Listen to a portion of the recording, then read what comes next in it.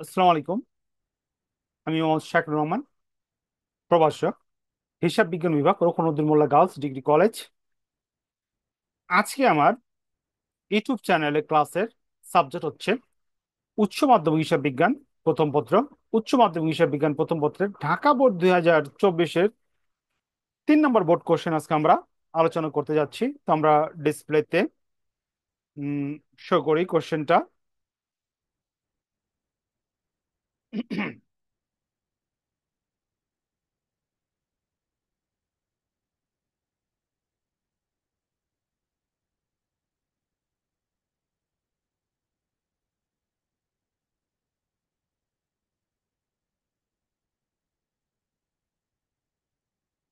তো আমরা কোশ্চেনটা পড়ি। আচ্ছা, কোশ্চেনটা পড়ার আগে আমরা রিকোয়ারমেন্ট গুলা দেখি কি চাইছে। প্রারম্ভিক মূলধন নির্ণয় করো, লেনদেন গুলো জাবেদা দাখিলা দেখাও। গ নম্বর চাইছে টেবুলার ছকের মাধ্যমে হিসাব সমীকরণের উপর প্রভাব দেখাও, জাবেদা আর প্রারম্ভিক মূলধন। ওকে, অঙ্কটা খুবই একটা সিম্পল অঙ্ক, তেমন কঠিন অঙ্ক না। তো আমরা একটু পড়ি। মিস হাওয়া একজন স্থপতি। স্থপতি বলতে বুঝাইতেছে যে নাকি ডিজাইন করে, ইঞ্জিনিয়ার। ওকে, তার মানে কি ইঞ্জিনিয়াররা কি করে, সেবার মাধ্যমে টাকা কি করে উপার্জন করে। তার মানে কি এইটা একটা সেবামূলক ব্যবসা প্রতিষ্ঠানের অঙ্ক। তা আমরা পড়ি। আহ 1 জানুয়ারি 2023 তারিখে তিনি নগদ 60,000 টাকা এবং 20,000 টাকার আসবাবপত্র নিয়ে এবং 1,50,000 টাকা লোন নিয়ে সেবা ফান্ড শুরু করলেন। অর্থাৎ স্থপতি ইঞ্জিনিয়ারিং সেবা কি করে প্রদান করে মিস হাওয়া। উক্ত লেনদেনগুলো নিম্নরূপ: 2 তারিখে ধারে সেবা প্রদান করছে 20,000 টাকা, ধারের সাপ্লাইজ ক্রয় করছে 10,000 টাকা, ভাড়া প্রদান করছে 3,000 টাকা, ঋণ পরিশোধ করছে কত, 4,000। ঋণ পরিশোধ করছে কত, 4,500 টাকা। তো অঙ্কটা আমরা পড়লাম। তো অঙ্ক আমরা বোর্ডে চলে যাই। তো বোর্ডে চলে যাওয়ার আগে আমরা একটু আলোচনা করি। প্রারম্ভিক মূলধন নির্ণয় করার নিয়ম হইলো গিয়া, প্রারম্ভিক সম্পত্তিগুলো যোগ করলে আমার কি হয়ে যাবে, প্রারম্ভিক মূলধন বেড়ে যাব। এবং যদি আবার লোন থাকে তো প্রারম্ভিক সম্পত্তি থেকে প্রারম্ভিক আহ ঋণটা কি করতে হবে, বাদ দিতে হবে। বাদ দিলে যে অ্যামাউন্টটা থাকবো সেটাই হলো কি আমার প্রারম্ভিক মূলধন। এবং লেনদেনগুলো জাবেদা জাবেদা ছকের মাধ্যমে উপস্থাপন করতে হইব। এবং ট্যাবুলার ছকের মাধ্যমে হিসাব সমীকরণের প্রভাব দেখাও, এটা আমার আর নিয়ম অনুসারে সম্পত্তি এবং দায়ের জন্য ঘর কাইটা লেনদেনগুলো পইরা কি করতে হইব, হিসাব সমীকরণের প্রভাব কি করতে হইব, দেখাইতে হইব। ওকে। তখন আমরা চলে যেতেছি অঙ্কের মধ্যে সরাসরি।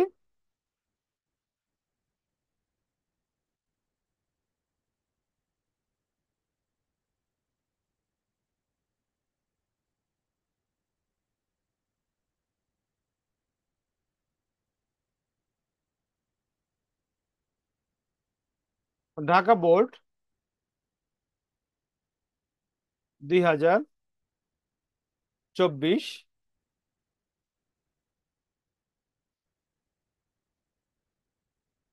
3 নং। ওকে, 3-এর ক, প্রারম্ভিক মূলধন নির্ণয়।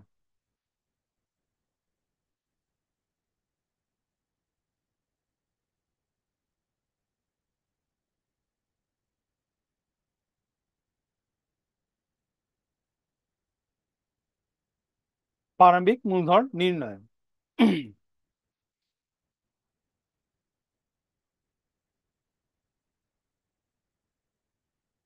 নগদ আমার ছিল কত, 60,000 টাকা। এর সাথে আমরা যে লোন গ্রহণ করছি সেটা কি করতে হবে, যোগ দিতে হবে। যোগ দিলাম। যোগ দিলে আমার এখানে আসতেছে 75,000 টাকা। এর সাথে আমরা যোগ দিব আমাদের প্রারম্ভিক সম্পত্তি আরেকটা দেওয়া আছে, আসবাবপত্র। আমার আসবাবপত্র দেওয়া আছে অঙ্কের মধ্যে 20,000 টাকা। 20,000 টাকা কি করলাম, যোগ দিলাম। যোগ করলে আমার এখানে যোগ ফল হইতেছে 95,000 টাকা। ওকে, এখান থেকে আমরা বাদ দেবো কি, ঋণ।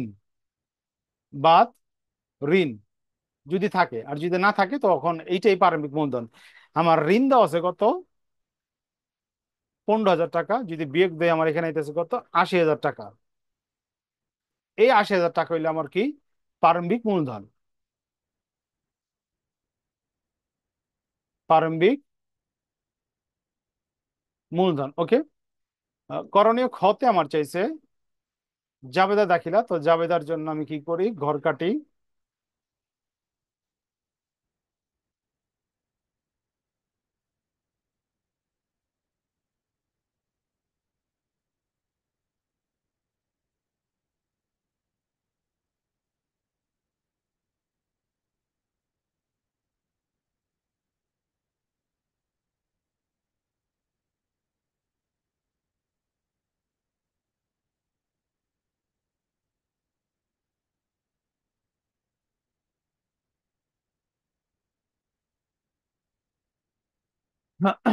প্রতিষ্ঠানের নাম লিখতে হইব, প্রতিষ্ঠানের নাম দেওয়া আছে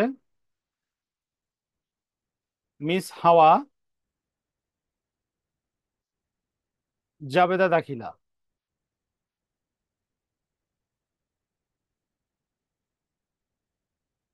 তারিখ, বিবরণ বা হিসাবের নাম, বিবরণ লিখি, শর্ট লেখা যায়। প্রত্যেক পৃষ্ঠা, ডেবিট টাকা,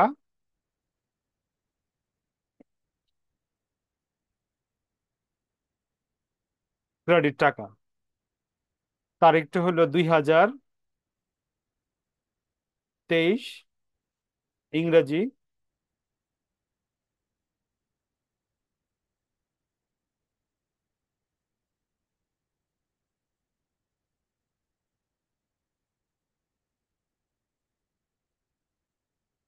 জানুয়ারি 1, জানুয়ারি 1 তারিখে ছিল আমার 1 জানুয়ারি তারিখে 2023 তারিখে নগদ 60,000 টাকা, আসবাবপত্র 20,000 টাকা এবং 1,50,000 টাকা লোন নিয়ে একটি সেবা ফার্ম শুরু করলো। তো আমরা জানি সম্পত্তিগুলো সব কি হইব, ডেবিট হইব। তো এখানে সম্পত্তি আছে কি, নগদান হিসাব, নগদান হিসাব ডেবিট, হিসাব ডেবিট। হুম। আসবাবপত্র হিসাব ডেবিট,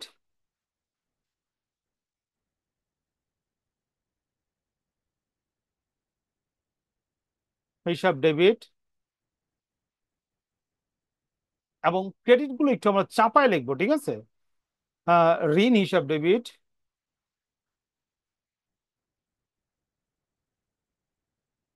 ঋণ হিসাব, সরি, ক্রেডিট। মূলধন হিসাব ক্রেডিট, মূলধন হিসাব ক্রেডিট,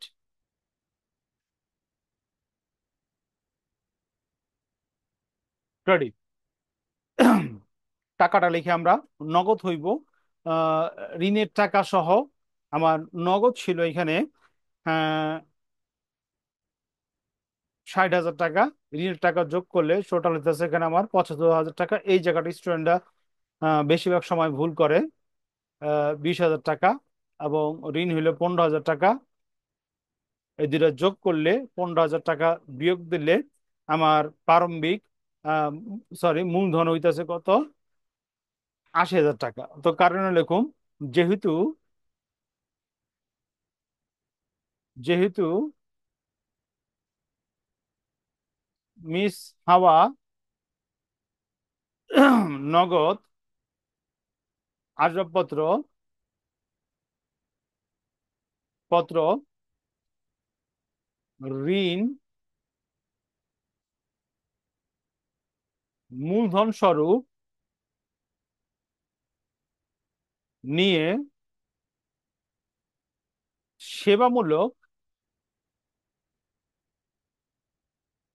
মূলক ব্যবসায় আরম্ভ করলো, ব্যবসায় আরম্ভ করলো। তো আমরা এটা বন্ধ করে দিই। ওকে। এরপর আমরা চলে যাচ্ছি জানুয়ারির 2 তারিখে। জানুয়ারির 2 তারিখে আমার আছে ধারে সেবা প্রদান। ধারে সেবা প্রদান করলে এর সাথে আমার সম্পর্ক হইলো দেনাদারের। তো আমরা লিখুন দেনাদার অথবা প্রাপ্য হিসাব, যেটা আমরা লিখি বর্তমানে প্রাপ্য হিসাব লেখা হয়। প্রাপ্য হিসাব ডেবিট, প্রাপ্য হিসাব ডেবিট। এবং একটু চাপে আমরা লিখবো সেবা আয় হিসাব, সেবা আয় কথাটা আমার স্পষ্টভাবে উল্লেখ করতে হবে, সেবা আয় হিসাব কি? ক্রেডিট। কারণে লিখুন ধারে সেবা প্রদান করা হয়েছে,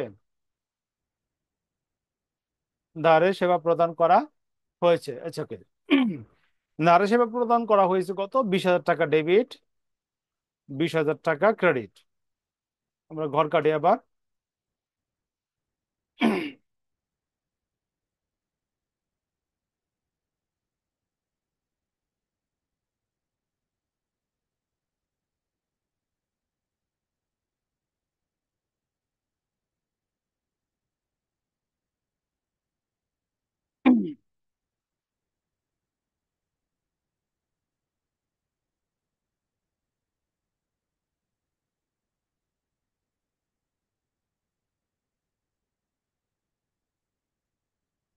তারিখ, অপর পৃষ্ঠা আমার হেডলাইনের মতো ঘর করতে হইব। বিবরণ, খতিয়ান পৃষ্ঠা, ডেবিট টাকা,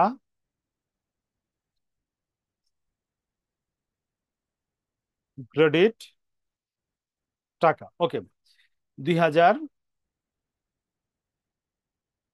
সাল জানুয়ারি, হুম, জানুয়ারি 5, হ্যাঁ জানুয়ারি 5 তারিখে বলছে ধারে সাপ্লাইজ ক্রয়, ধারে সাপ্লাইজ ক্রয়, তার সাপ্লাইজ মানে কি? মনিহারি। ধারে ক্রয় করে, তার মানে সাপ্লাইজ হিসাব ডেবিট,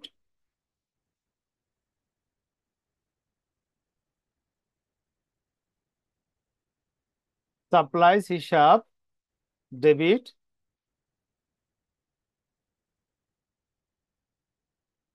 যেহেতু ধারে কিনছে, পাওনাদার সম্পর্ক, পাওনাদার আরেক নাম হলো কি? প্রত্যয় হিসাব ক্রেডিট। সাপ্লাইজ কিনছে হলো কি আমার 1,000 টাকা, 1,000 টাকা ডেবিট, 1,000 টাকা কি? ক্রেডিট। ওকে। ধারে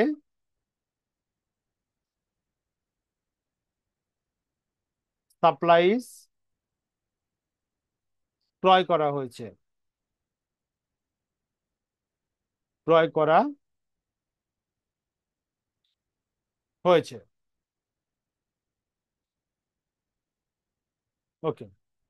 হ্যাঁ, এরপর আমরা চলে যেতেছি 16 তারিখে। 16 তারিখে বলা হয়েছে কোশ্চেনে ভাড়া প্রদান করা হয়েছে, তার মানে খরচ। খরচ বৃদ্ধি পেলে খরচ হিসাব ডেবিট, তো ভাড়া হিসাব ডেবিট, নগদান হিসাব ক্রেডিট,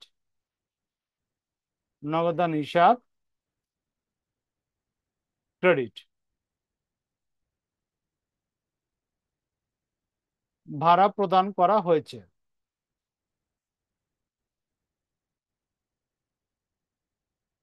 করা হয়েছে। ওকে। কত টাকা? 3,000 টাকা। ওকে। এরপর আমাদের বলা হয়েছে ঋণ পরিশোধ করা হয়েছে কত তারিখ? 31 তারিখ। 31 তারিখ ঋণ পরিশোধ করা হইলে ঋণ হিসাব ডেবিট হয়ে যাব। দায় কি হয়েছে? এখানে হ্রাস পাইছে। ঋণ হিসাব ডেবিট, নগদ টাকা চলে গেছে, সম্পত্তি চলে গেছে, নগদান হিসাব ক্রেডিট, সম্পত্তি চলে গেলে ক্রেডিট, নগদান হিসাব ক্রেডিট। হুম, নগদান হিসাব ক্রেডিট। কত টাকা পরিশোধ করছে? 4,500 টাকা ঋণ কি করছে এখানে? পরিশোধ করছে। তো কারণে দেখি আমরা ঋণ পরিশোধ করা হয়েছে। ওকে।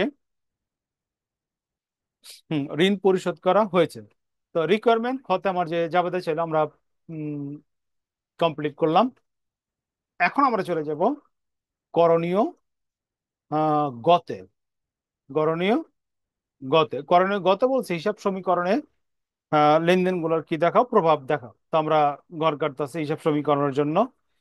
তো হিসাব সমীকরণ করার নিয়ম হইল গিয়া সম্পত্তি এবং দায়ের জন্য কি হইব, ঘর হইব। আয় এবং ব্যয়ের জন্য কি হইব না, ঘর হইব না। তো আমরা লেনদেন গুলা পইরা দেখতে হইব কোনগুলা সম্পত্তি আছে এবং কোনগুলা দায় আছে, এর জন্য ঘর হইব। অন্য কোনো হিসাবের জন্য কি হইব না, ঘর হইব না। এবং আয় এবং ব্যয়, উত্তোলন এবং অতিরিক্ত মূলধন মালিকানা সত্ত্ব হিসাবকে কি করব, প্রভাবিত করব, অর্থাৎ যোগ বিয়োগ হইব। এবং যে সকল হিসাব মালিকানা সত্ত্বকে প্রভাবিত করব, ওই সকল হিসাবের জন্য কি করতে হইব, রিমার্কস কলামে কি করতে হইব, আমার হিসাবের নামগুলো কি করতে হবে, লিখতে হইব। তো যদি অঙ্কের মধ্যে হিসাব সমীকরণ করতে বলা হয়, তখন ঘরটা কাইটা নেই, তারপরে বুঝাইতেছি।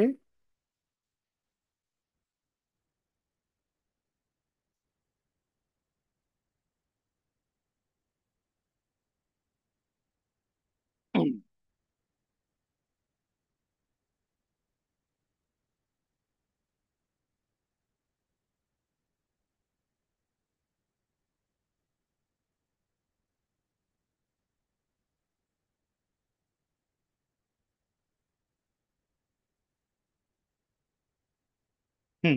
প্রথম হইল গো প্রতিষ্ঠানের নাম, প্রতিষ্ঠানের নাম হইল মিস হাওয়া।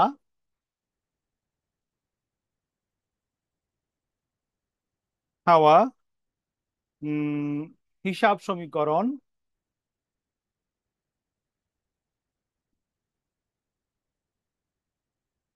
হুম। হিসাব সমীকরণ, তারিখ, নগদ, মূলধন, মন্তব্য, মন্তব্য, হ্যাঁ, সম্পদ, সম্পদ, দায় প্লাস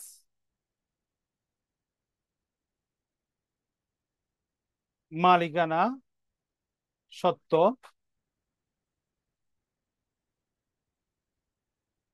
তো অঙ্কের মধ্যে যদি হিসাব সমীকরণ করতে বলা হয়, ওই সময় আমার কমন ঘর হইব তারিখ, প্রত্যেকটা অঙ্কে থাকবো। নগদ টাকা প্রত্যেকটা অঙ্কে থাকবো। হুম। নগদ টাকা আমার কি থাকবো, প্রত্যেকটা অঙ্ক থাকবো। মূলধন আমার প্রত্যেকটা অঙ্ক থাকবো, মন্তব্য প্রত্যেকটা অঙ্ক থাকবো। সম্পদ প্লাস দায়পালা মালিকানা সত্ত্ব প্রত্যেকটা অঙ্কে লিখতে হইব। এই ঘরটা হইলো আমার কি, কমন ঘর। এই ঘরটা কি ভাই, আমার কমন ঘর। এরপরে কি করতে হইব, অঙ্ক পয়রা দেখতে হইব কোনগুলা সম্পদ এবং কোনগুলা দায়, ওইগুলার জন্য কি হইব, শিরোনাম হইব। আয় এবং ব্যয়ের জন্য কি হইব না, কোনো শিরোনাম হইব না। তো এখন আমরা চলে যেতেছি পার্ট বাই পার্ট অঙ্কের। উম, প্রথম দেওয়া আছে জানুয়ারি 1 তারিখে নগদ আসবাবপত্র ঋণ নিয়ে কারবার আরম্ভ করলো। তার মানে কি এখানে আমার তিনটা হেডলাইন হইব, নগদ একটা হেডলাইন হইব,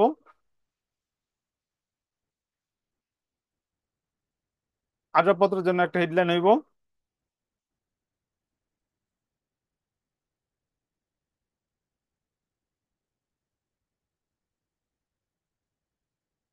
আসবাবপত্র ঋণ, ঋণ একটা হেডলাইন হইব, ওকে। এরপর আমার অঙ্কে দেওয়া আছে ধারে সেবা প্রদান করো, এর জন্য কোনো হেডলাইন হইব না। ধারে সাপ্লাইজ ক্রয়, এর জন্য হেডলাইন হইব। সাপ্লাইজের জন্য কি হইব, একটা হেডলাইন হইব, যেহেতু সাপ্লাইজ এখানে সম্পদ। সাপ্লাইজ,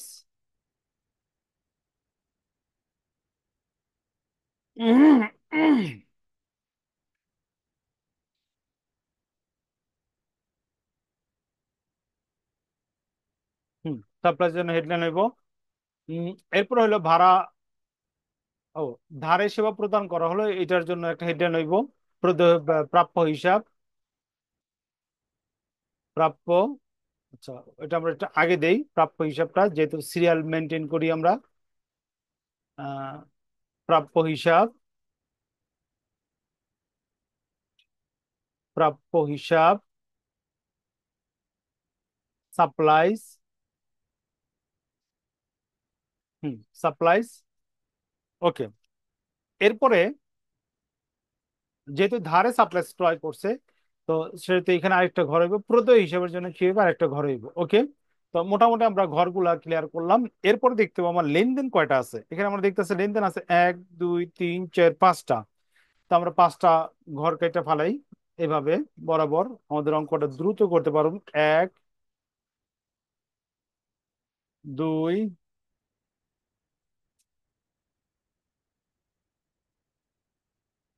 3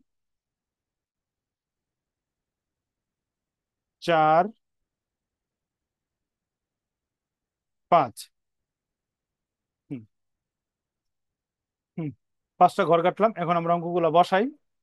প্রথম হলো গিয়ে 2023 ইং জানুয়ারি 1। হ্যাঁ, জানুয়ারি 1 তারিখে নগদ টাকা ছিল 75,000 টাকা, এবং ঋণ ছিল কত, 15,000 টাকা। বিয়োগ দিলে আমার এখানে হইতেছে 80,000 টাকা। এই 80,000 টাকা হলো আমার প্রাথমিক বিনিয়োগ। এটা হলো আমার প্রাথমিক বিনিয়োগ, বা প্রারম্ভিক মূলধনও লিখতে পারি আমরা এখানে, বিনিয়োগ। ওকে। তারপর আমরা লিখি এখানে, দেখি 2 তারিখে বলছে কোশ্চেনটি যে দিতে হবে আমার, ধারে সেবা প্রদান কত, 20,000 টাকা। তো ধারে সেবা প্রদান করলে জানুয়ারির 2 তারিখ ধারে সেবা প্রদান করলে আমার এখানে প্রাপ্য হিসাব বাড়তেছে কত, 20,000 টাকা। এবং আমার মূলধন বাড়তেছে কত, 20,000 টাকা। এখানে লিখুন সেবা আয়, সেবা আয়,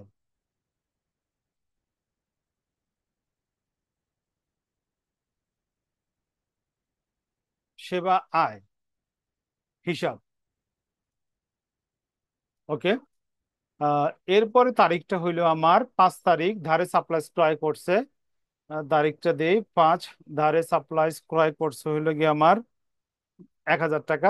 যেহেতু ধারে সাপ্লাইজ ক্রয় করছে, সাপ্লাইজ বাড়বো এবং কি প্রদেয় হিসাব বাড়বো। আহ এরপরে আমার ইয়াটা হইলো গিয়া আহ 16 তারিখ ভাড়া প্রদান করছে। ভাড়া প্রদান করলে আমার নগদ টাকা চলে যাব। ভাড়া প্রদানও করছে কত, 3,000 টাকা। 3,000 টাকা ভাড়া প্রদান করছে, এবং ভাড়া প্রদান করলে কি হইব, মূলধন কমে যাবে আমার। যেহেতু আমরা বলছিলাম আয় ব্যয় অতিরিক্ত মূলধন এবং উত্তোলন করলে মালিকানা সত্ত্ব কমবো, এখানে আমরা লিখুন ভাড়া হিসাব। এখানে আমরা লিখুন ভাড়া হিসাব। আচ্ছা। এরপরে লেনদেনটা হইল গিয়া 31 তারিখে ঋণের টাকা পরিশোধ করছে। ঋণের টাকা পরিশোধ করলে নগদ টাকা কমে যাবে 4,500 টাকা, এবং লোন থেকে কমে যাবে কত, 4,500 টাকা কি কমে যাব। ওকে। এখন আমরা যোগ বিয়োগ করি, যোগ বিয়োগ করলে হ্যাঁ, সম্পত্তি পাশে আমার এদিকে এখানে আইতাছে 67,000 কত, 500 টাকা কি আইতাছে, সম্পত্তি পাশে আইতাছে। এবং প্রারম্ভিকের মধ্যে আমরা একটা ভুলে আসবাবপত্র টাকাটা লিখে নেই, আমরা এখানে লিখে দেই কত, 20,000 টাকা। তো আমরা 20,000 টাকা দেখাই, 20,000। ওকে। প্রাপ্য হিসাবে কত, 20,000। ওকে। সাপ্লাই ছিল 1,000। প্রদেয় হিসাব 1,000। ঋণ হিসাবে বিয়োগ করার পরে আমার এখানে আছে 10,500। মূলধন হিসাবে এখানে আমার আসতেছে